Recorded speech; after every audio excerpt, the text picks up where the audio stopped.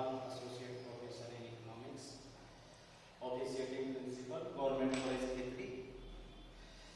आज हम उपयोगिता विश्लेषण के बारे में बात करेंगे, जो कि बीए पाठ्यक्रम के प्रथम प्रश्न पत्र माइक्रो इकोनॉमिक्स व्यष्टि अर्थशास्त्र के अंतर्गत टॉपिक है।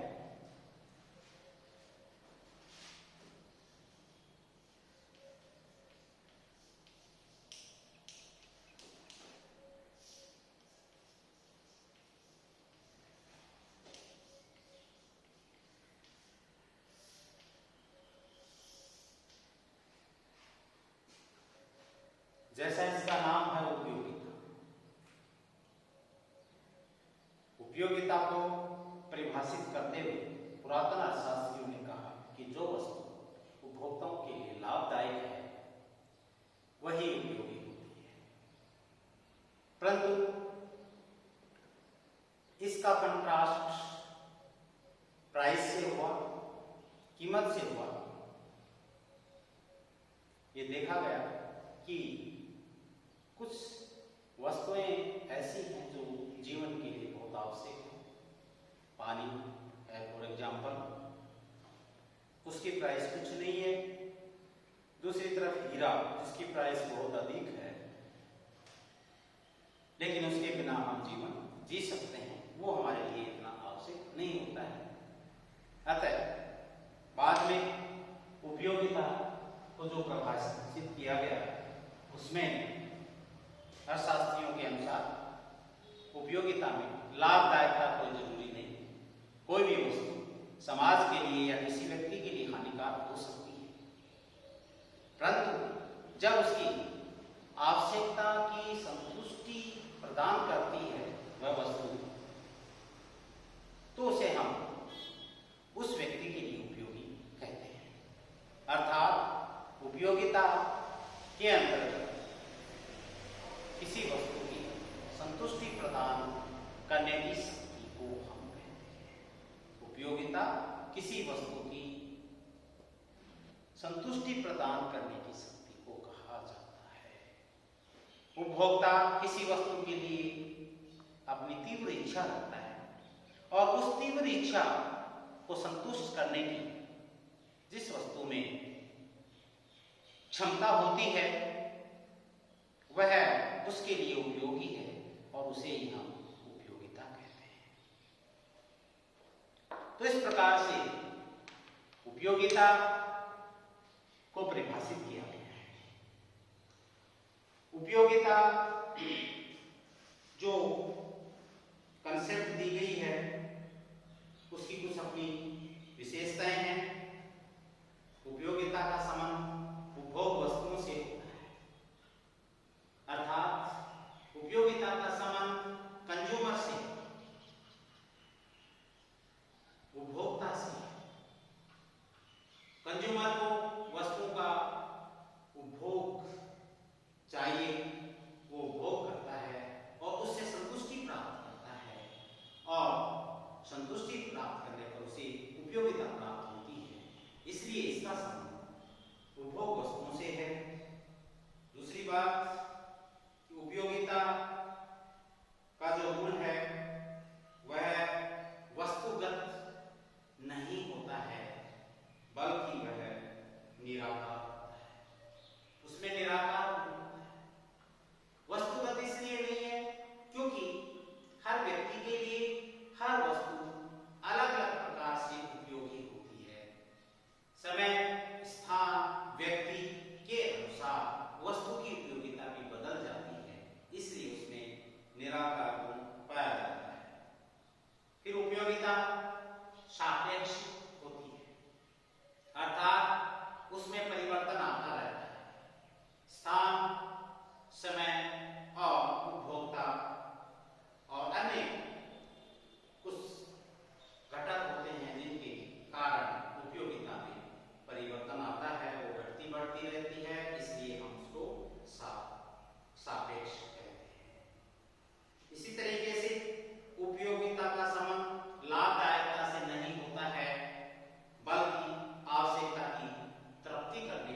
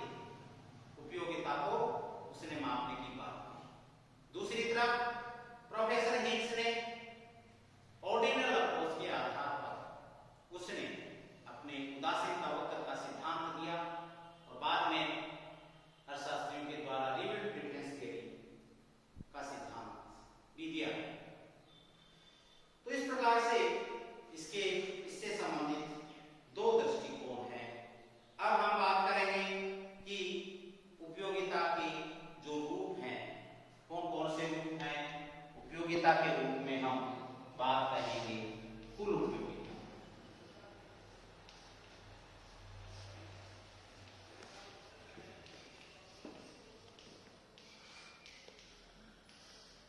कुल उपयोगिता वह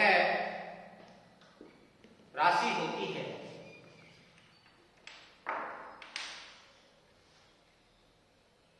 जिसमें उपभोक्ता को जितनी इकाइयों का वह उपभोग करता है उससे उसे टोटल या कुल उपयोगिता कितनी प्राप्त होती है।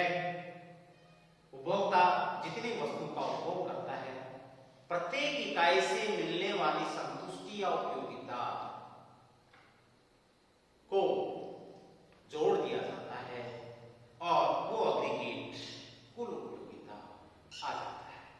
तो इस प्रकार से कुल उपयोगिता की कंसेप्ट है जैसे जैसे उपभोक्ता अतिरिक्त इकाइयों का उपभोग करता है वैसे वैसे उस वस्तु से मिलने वाली उसकी संतुष्टि या उसकी उपयोगिता कम होती जाती है। तो इस प्रकार से परंतु चूंकि उपयोगिता में वृद्धि होती है इसलिए कुल उपयोगिता एक लेवल तक बढ़ जाती है। उसके बाद उसकी संतुष्टि या उसकी उपयोगिता शून्य हो जाती है, कुल उपयोगिता स्थिर हो जाती है।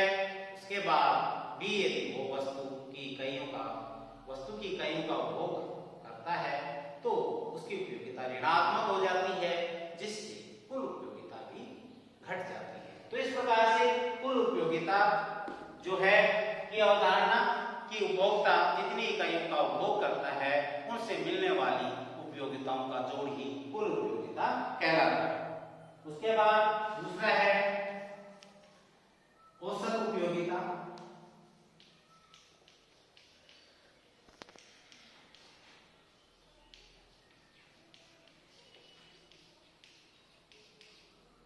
औसत उपयोगिता जैसा एवरेज यूटिलिटी, इसको टोटल यूटिलिटी हम कहते हैं, टोटल यूटिलिटी इसको कहते हैं एवरेज यूटिलिटी। एवरेज यूटिलिटी जब एवरेज यूटिलिटी के अंतर्गत औसत उपयोगिता के अंतर्गत उपभोक्ता जितनी इकाइयों का उपभोग करता है उन इकाइयों से मिलने वाली कुल उपयोगिता में इकाइयों का भाग दे देते हैं तो हमारे पास औसत उपयोगिता आ जाती है। फॉर एग्जाम्पल उपभोक्ता की एक इकाई से उसको 55 यूटिल्स उपयोगिता प्राप्त होती है, 2 इकाइयों से उसे 100 यूटिल्स उपयोगिता प्राप्त होती है। तो एक इकाई की एवरेज 55 हो गया, दूसरी इकाई का एवरेज 50 हो गया। तो इस प्रकार से औसत उपयोगिता घटती जाती है लेकिन धीरे धीरे घटती है। तो इस प्रकार से औसत उपयोगिता के अंतर्गत हम कुल उपयोगिता के अंतर्गत इकाइयों का भाग दे देते हैं तो हमारे पास औसत उपयोगिता आ जाती है। तीसरा जो है औसत सीमांत उपयोगिता, जो एक इंपॉर्टेंट कंसेप्ट है सीमांत उपयोगिता इकोनॉमिक्स के अंतर्गत, उसको हम कहते हैं मार्जिनल। अर्थशास्त्र के हर क्षेत्र में सीमांत कंसेप्ट की अपनी इंपॉर्टेंस है। सीमांत उपयोगिता को हम परिभाषित यदि करते हैं तो उपभोक्ता एक अतिरिक्त इकाई की उपभोक्ता द्वारा एक अतिरिक्त इकाई के उपभोग करने से उसे जितनी अतिरिक्त उपयोगिता प्राप्त होती है या संतुष्टि प्राप्त होती है उसे हम सीमांत उपयोगिता कहते हैं। तो इस प्रकार से एक अतिरिक्त इकाई का कितना योगदान है, उपभोक्ता एक इकाई का उपभोग करता है, फिर 2 इकाई का उपभोग करता है, फिर 3 इकाई का उपभोग करता है, फिर 4 इकाई का उपभोग करता है और इस प्रकार से उसकी जो उपयोगिता में परिवर्तन आता है और वह परिवर्तन कितना आता है, इसलिए सीमांत उपयोगिता मार्जिनल यूटिलिटी को हम लिख सकते हैं फार्मूले के द्वारा, total utility of n units minus total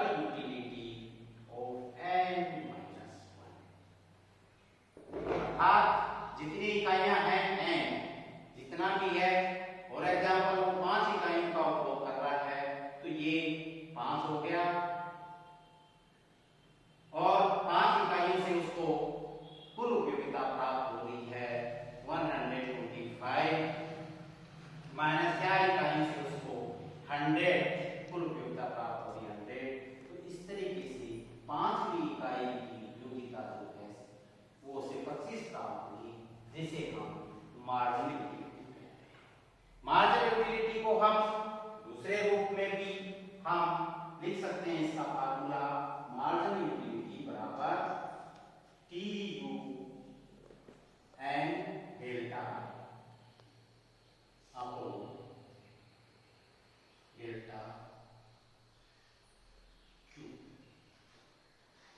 इकाइयों में कितना परिवर्तन आया और उससे टोटल यूटिलिटी में कितना परिवर्तन आया, उसको हम एक प्रकार से मार्जिन यूटिलिटी कहते हैं।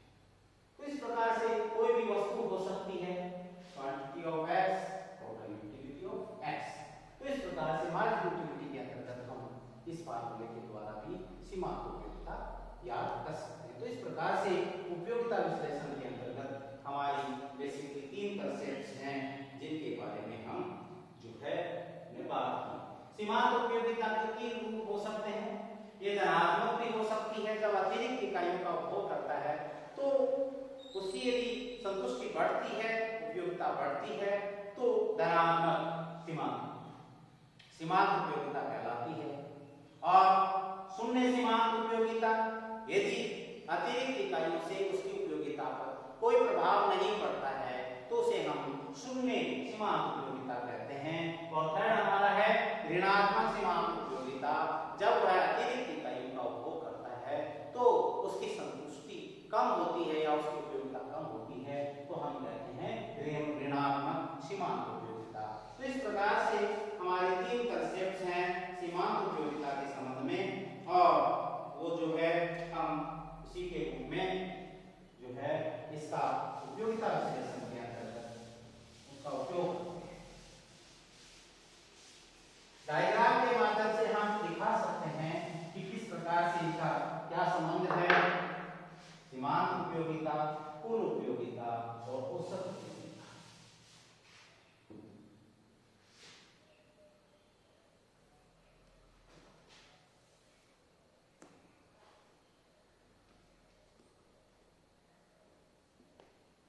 ये हमारा वस्तु की इकाइयां,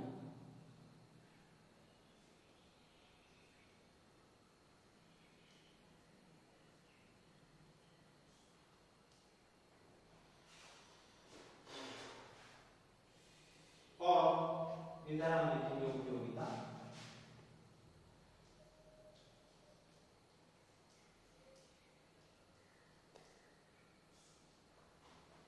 टोटल यूटिलिटी बढ़ती जाती है,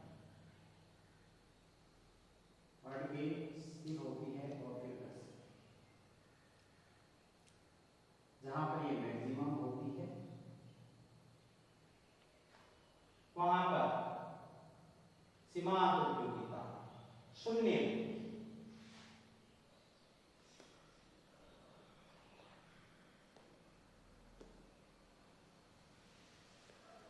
मार्जिन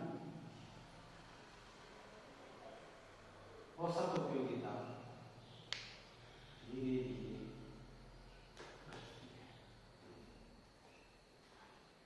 इस प्रकार से ये एक संबंध है इनका कि सीमांत उपयोगिता, औसत उपयोगिता और कुल उपयोगिता का, कुल उपयोगिता एक में बढ़ती है फिर कांस्टेंट हो जाती है, उसके बाद घटने लग जाती है, जबकि सीमांत उपयोगिता घटती जाती है। लेकिन एक बिंदु जो यहाँ पर हम कहें कि ए बिंदु पर ये शून्य है, तो इस प्रकार से यदि हम रिलेशनशिप देखें कुल उपयोगिता और सीमांत उपयोगिता का, तो कुल उपयोगिता जहां अधिकतम होती है वहीं पर सीमांत उपयोगिता शून्य होती है, और जब सीमांत उपयोगिता ऋणात्मक हो जाती है तो कुल उपयोगिता घटने लग जाती है, और इसी प्रकार से औसत उपयोगिता धीरे धीरे घटती जाती है। औसत उपयोगिता और सीमांत उपयोगिता का यदि हम संबंध देखते हैं तो औसत उपयोगिता धीरे धीरे घटती है और जबकि सीमांत उपयोगिता बहुत तेज गति से घटती है। तो इस प्रकार से ये हम संबंध देखते हैं।